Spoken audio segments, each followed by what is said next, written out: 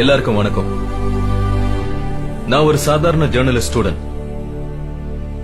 நான் PhDக்காக ரிசர்வேஷன் பத்தி ஒரு தீசிஸ் பண்ணேன்.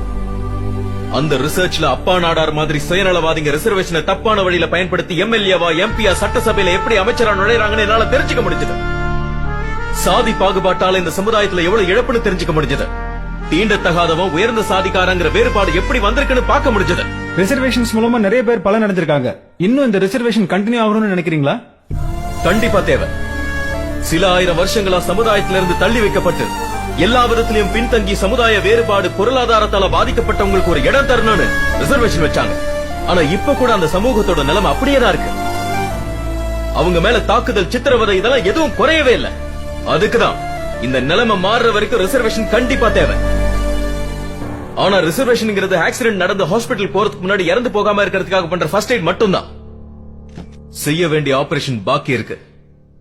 நாட்டோட பொருளாதாரத்தையும் அதிகாரத்தையும் உயர்ந்த சாதிக்காரங்க வச்சுக்கிட்டு தாழ்ந்த சாதிக்காரங்க நடக்கிறதுக்கு கையில வெறும் கொம்ப கொடுத்தா இந்த நாடு முன்னேறாது. நாட்டுல கல்வி, பொருளாதாரம், வளர்ச்சி, அதிகாரம் எல்லாருக்கும் சமமா கிடைச்சாதான் சமதர்ம சமுதாயம் உண்டாகும். நீதி சமமா கிடைக்கலனா இந்த சமுதாயமே உருப்படாது. இந்த ரிசர்வேஷனால எங்களுக்கு ரொம்ப கஷ்டமா இருக்குன்னு ஒரு சில சமுதாயத்தை சேர்ந்தவங்க சொல்றாங்களே, அவங்க சொல்ற மாதிரி இந்த ரிசர்வேஷனே இல்லாம பண்ணலாமே. தூக்கி போட்டுடலாம். ஒரு 10 வருஷத்துக்கு ரிசர்வேஷன் கரெக்டா ஃபாலோ பண்ண சொல்லுங்க.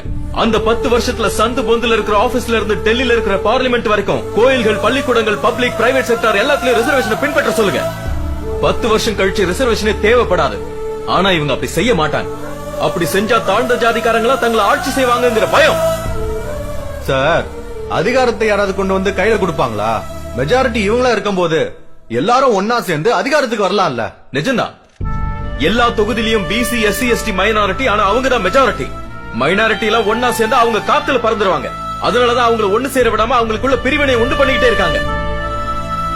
அவங்க இயலாமையை பயன்படுத்தி பணத்தையும் அதிகாரத்தையும் வச்சு BCக்கும் SCக்கும் பிரச்சனையை உண்டு பண்ணி அவங்களே அடிச்சுக்கிட்டு சாகிற மாதிரி செய்யறாங்க.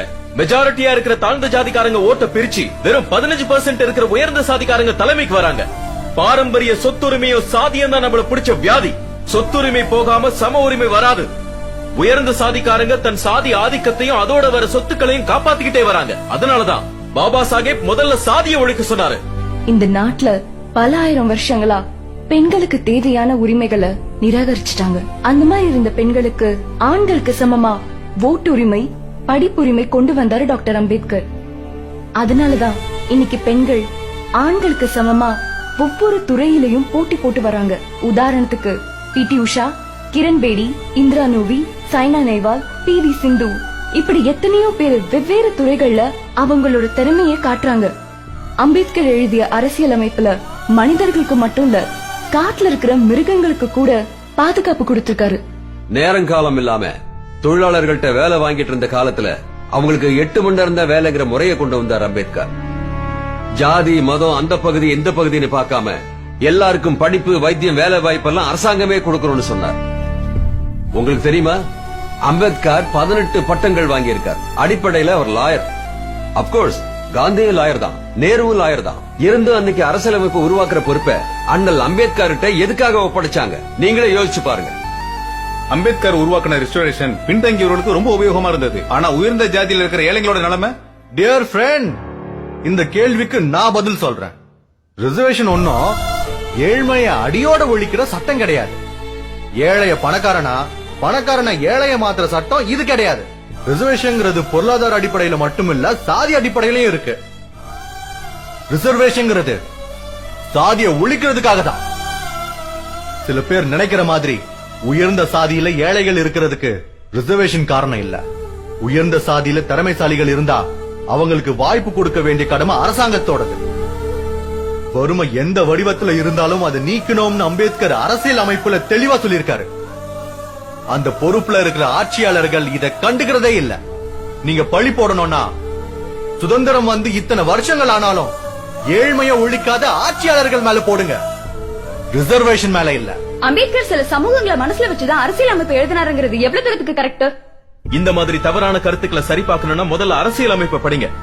அப்பதான் மனசுக்குள்ள இருக்கிற அழுக்கு அடிச்சுக்கிட்டு வெளியே வரும். ஒவ்வொரு வீட்லயும் பகவத்கீதை, பைபிள், குரான் பக்கத்துல அரசியல் அமைப்புக்கும் கொஞ்சம் இடம் கொடுங்க. சகல ஜனங்களுக்கும் நல்லது நடக்கணும்னு நினைச்ச டாக்டர் அம்பேத்கர் குறிப்பிட்டவங்களுக்கு மட்டும் இல்ல எல்லாருக்குமானவர்னு புரியும். இந்த நாட்டுல ஜனங்க எப்படி நடந்துக்கணும் எப்படி வாழணும்னு சொல்றதுதான் அரசியல் அமைப்பு.